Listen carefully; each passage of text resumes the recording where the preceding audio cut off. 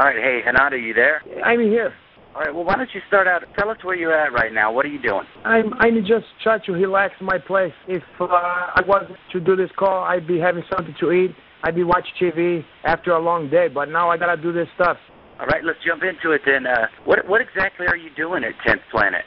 I do like the work I do through 10th Planet it's like a long time ago when the conquistador was to try to civilize, try to have the Indians to learn some respect for religion and to teach them how to eat with knife and fork and to be like a gentleman. I teach those guys how to wear a gi, how to have respect, how not to smoke some of that. They act like Rastafari, and I don't like that. They treat it's like a game to them, and I'm trying to show his students that there's a better way. Eddie definitely does support marijuana use, and I'm sure that doesn't sit too well with you. I don't care what somebody's gonna do, the comfort for their own home. But when you're gonna tell the kids that you gotta smoke some heifer and you gotta listen to music sounds like Limp Bizkit or that other stuff, Linkin Park, and you gotta put some tattoos all over your arm and do some skateboard tricks, all that kind of stuff, extreme sport, then you lose my interest because you go away from where we start the program. Is you can't figure out where if you're coming or if you're going. Well, is that the only issue you have with Eddie? Is his marijuana use, or does it go deeper than that? It goes a lot deeper than that. If you want to talk about that marijuana is like just the parsley on the side. But the real issue is that this guy is using the name Brazilian Jiu-Jitsu, and he's do some stuff that looks more like some WWF from the old days when you have a Gorilla Monsoon. He's tried to market that stuff like he have a 10th Planet, like does it come from outer space, but it don't come from outer space. My brother, we know where that one come from. It comes from Brazil, and everybody knows that. But for some reason, he's everybody in a cloud of smoke. Forget to realize that we already had this stuff, and he's tried to reinvent the wheel. And I get so upset from that. I'm going to change things myself. So that's why you're here in the U.S. pretty much. Like I told you, I'm like a missionary. Eddie Bravo I don't like because there's another thing. That guy, everybody act like he's the second thing since sliced bread because he was win one fight. He was win one fight against Hoyler when Hoyler was tired, and Hoyler was, I think, he had some flu or some syphilis or something like that was drained his energy. And Eddie Bravo was taking advantage of that, and he win one fight. Now, why that's supposed to be something I'm supposed to be impressed from a guy who won fight? You don't even win a championship from that one. And what's the big deal that guy said one fight? Yeah, Hoyler tired, Hoyler not tired. That's still a big accomplishment, Renato. A big accomplishment for Buster Douglas to beat Mike Tyson. But that don't mean I'm gonna open up a bunch of Buster Douglas gyms and go to that one and say, oh, God, Buster Douglas, you're the greatest thing I've seen. You're the best thing since I ran Barkley. Whoever, other guys, black guys, was come out in the 80s. Maybe Mitch Blood Green. You're the best guy. I'm going to follow you. I'm going to listen to all your tweets. I'm going to buy all your clothes. I'm going to smoke heifer because you told me that. I'm going to listen to all your stupid theories about Martians and the pyramids. And the world's going to come to an end in 2012. And Heaven, what's that guy's name? Heaven, I was going to say Marshall Luther. Heaven, Jesse Jackson is responsible for 9/11. I don't want to hear none of that stuff. Why don't you give a bit of your background and your upbringing? You know, I think a lot of people know that story of me. Come from the street. The basic thing is that I don't have a lot of home training. I was run wild the streets, experiment with a lot of drugs. Before I was sniff airplane glue. I was do something called huffing paint, steal money from tourists. But one day I was sleep the street. I was trying to get some sleep. I was very cold. I was curled up like with my little, I don't even have a full outfit. I was only wearing some shorts, and they was very short, not like the kind you see the basketball players, kids nowadays, they have it down to the knees. But then it looked like Daisy Dukes, and I was wearing those, and I was like laid Ronda down. Rousey fan. God, if you get me started on that one, I'm not gonna remember nothing about my childhood. God, you're gonna make me lose my train of thought. So I was laying the streets. I was shiver. I was cold, and all of a sudden, a guy was draped something over my body. I don't see it was a strange man.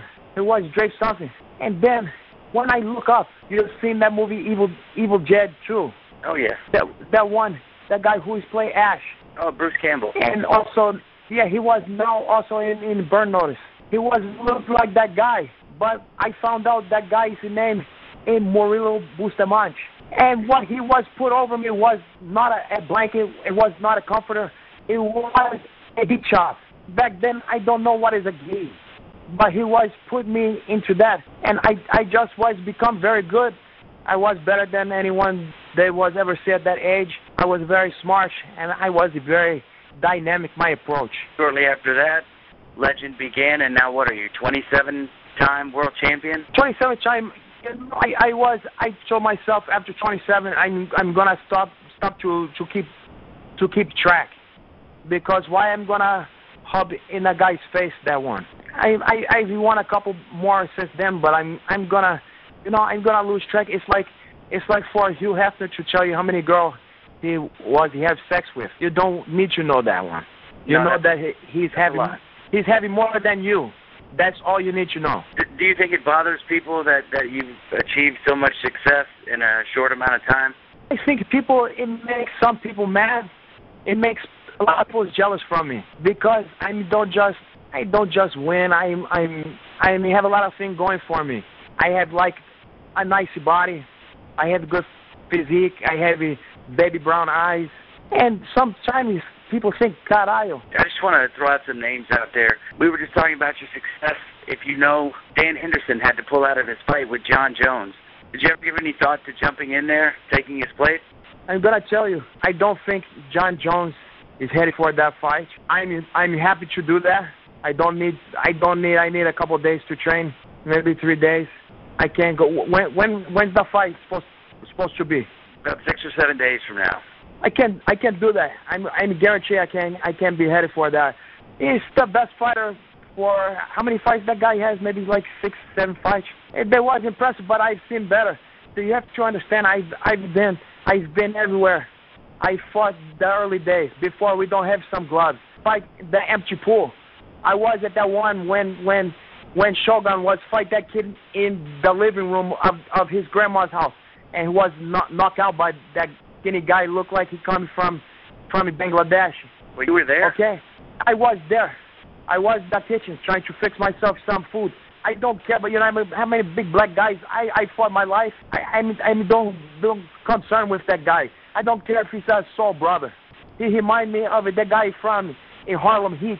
That guy is called Booker T. And except for Booker T having some muscles, this guy is like skinny. His legs look like he have a skeleton leg with a little bit of electrical tape is put on top of that one, and maybe he can put some Vaseline on there. And he has big feet. That's the only thing. That might be okay for his girlfriend. She's gonna be impressed from that because they say it's big hands, big feet. Then the guys have a big meat. But in the cage, when you go against me, I'm not gonna care about that.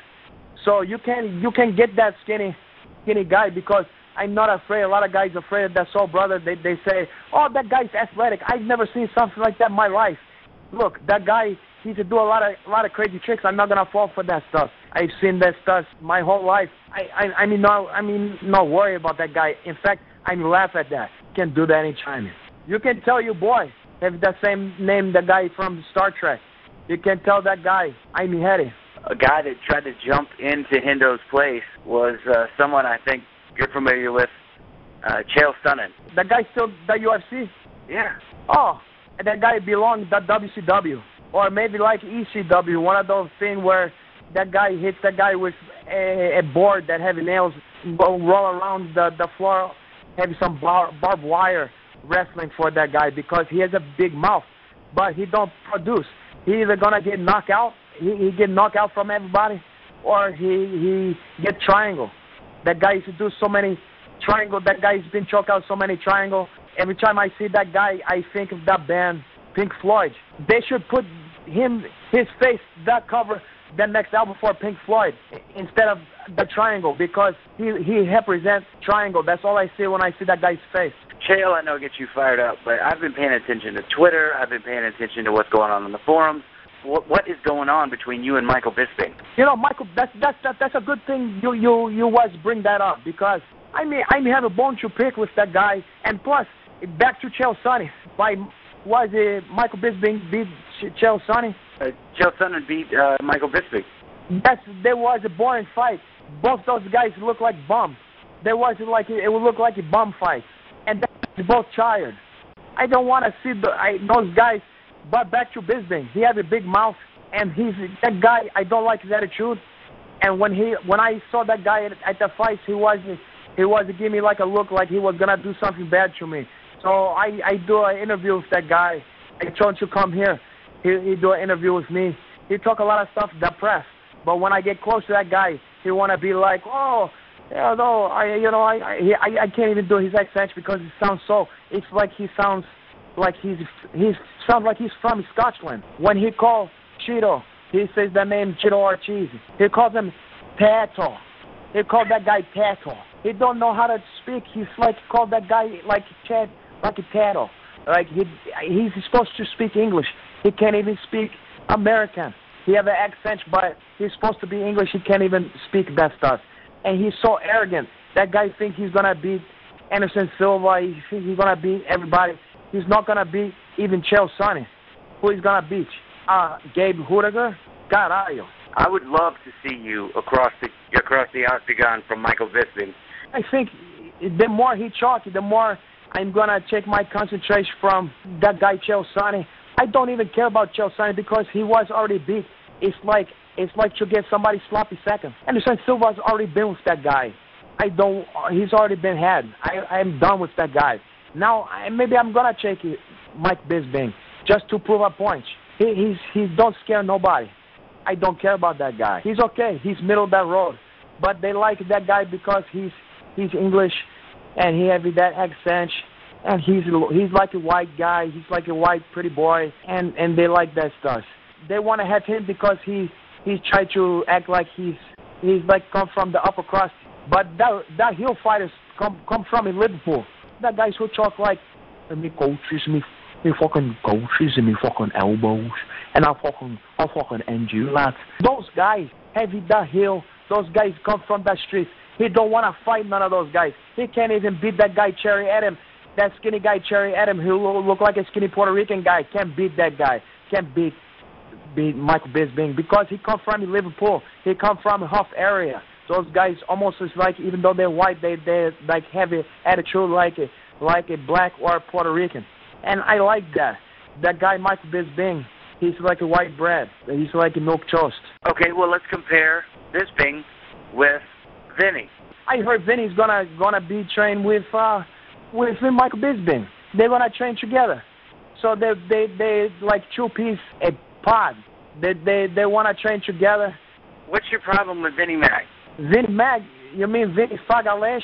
The problem I have with Vinny is he's one of the guys having the biggest big mouth you ever heard. He come to this country, he don't want to act like he's from Brazil. He act like he's from, like he's been live here, like he's better than everybody else. He's like like the black guys have a word for that guy, Uncle Charming. He act like he think he's white and he wanna be buddy with Chael Sonnen. So that guy is not only a big mouth, but he also trained with Eddie Bravo. I don't know if he gave the black belt, but he represents Eddie Bravo and 10 Planet. The whole thing stinks. And that guy, if next time I get my hands to that guy, and he also start a lot of stuff to talk about my mother, I don't know if it's true, if he has some relation, some sexual intercourse with my mother, but he claimed he's done a lot of stuff. And if I find that's true, I'm gonna really hurt that guy. He's gonna wish he was back to M1 with those Russian guys back in Siberia where he belonged, where nobody cared about that guy. Because here he's in for to have a hood awakening. I didn't know it was that personal. Have you talked to him, or? I talked to that guy in the expo. They have with the expo for UFC and Grapplers Quest. They have that one where they were before the fight, before the Chael Anderson Silva fight. And I saw that guy bump shoulder with that guy, and we was talking about there was too much camera, and there was a lot of people. He have his people, I have my people, and I was paid to be at that event. I don't wanna go win the event for Jenna White. I don't wanna ruin my chance to be the UFC. So I had to play it cool. But next time if I see that guy in the streets, he better hope I don't see that guy if we both in the streets in heel, because the guy is a pretty boy. He think he's, and I'm gonna end his not only his fight career, I'm gonna end his modeling career. And by the way, I heard he was supposed to be on the show here to debate me and to come clean, to talk about stuff with me. And you can see that guy's afraid. You can't find that guy. He's nowhere to be found because you're not gonna find that guy. He's scared in Las Vegas, and he stayed the Barbary Coast Hotel and eat some shrimp buffet for free and tell old fight stories to people who don't know any better. But that guy is a phony, and he's a phony baloney. And I'm gonna put that guy to sleep. And if he's not careful, I'm gonna put that guy to sleep forever. What if I can get Vinny on the phone soon? I can get both of you on here, and we can just air this out on BJPen.com. My pleasure, but I warn you, he's not gonna wanna do that. He's gonna give you every excuse in the world. And I'm telling you what, I can put a challenge to that guy. He's never gonna accept that one. We can try though. You heard here. I'm not afraid. I'm not scared of nobody. I will definitely reach out and no, Renato, I've been seeing a lot of promos and trailers on YouTube. I've been seeing them on websites. You're doing some kind of circuit across the United States right now. Am I correct? Yeah, I'm doing across the states, but also I have some stuff planned for a world tour. I'm gonna do some stuff in Europe. I've talked to some people in South Africa. I mean, the whole world it starts to come around. You know, everything goes in circles. It goes like in a circle. And a lot of time you have some fads with you have a chance to plan it. But now it's come around to the real stuff. People want to see a real champion. They want to see a guy who's fought a lot of people and who's been with a lot of women. I've even been with a lot of black women. I've done it all. You name it. And people want to hear my stories. They want to hear what I have to say, and they want to have their life to be changed. And they want to hear. Not only they're gonna learn some great technique, but they're gonna be touched by me. It's like to be like with a great champion. It's like to have Muhammad Ali and also Deepak Chopra and also Tony Robbins and Al Sharpton all hold to one package. And you're never gonna know whether you was coming or going. A lot of girls also is gonna be attracted from me at those seminars, so it's a win-win situation for me because everybody gonna learn, and then hopefully maybe, you know, if things go to my way, I can get some from the deal. Well, Renato, running out of time here, is there anything you'd like to talk about here? I want to say that I want to thank you, Maestre, BJ Penn. I know that I wasn't able to spend time with him. I promised that I was gonna spend some more time in Vegas, and I want to apologize to him. I'm just so busy. I'm in travel. I'm do a lot of stuff, and everybody's pulling me a lot of direction now. So I want to say that I owe him some dinner or something like that. He's the inspiration. I'm the inspiration for him, and he's also my protege. And it's always a treat to see when he's used my techniques and he used everything I was teach. And I also want to say to everybody not to forget to buy some fruits and vegetables T-shirts, and also anything with my name on that one that I make. I have Renato Laranja Jiu-Jitsu. I also have Renato Laranja 27-time Mundial champ T-shirt.